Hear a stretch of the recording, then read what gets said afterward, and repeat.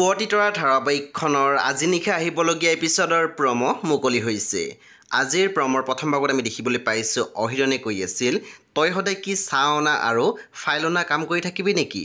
তেতিয়া জোনে মাত দিছিল, আন কিবা কৰিব দিলে পাৰিম, কিন্তু কলম চলোৱা আৰু গাড়ী চলোৱা কাম নিদিব, তাৰ বাহিৰে মই চব কৰিব পাৰিম।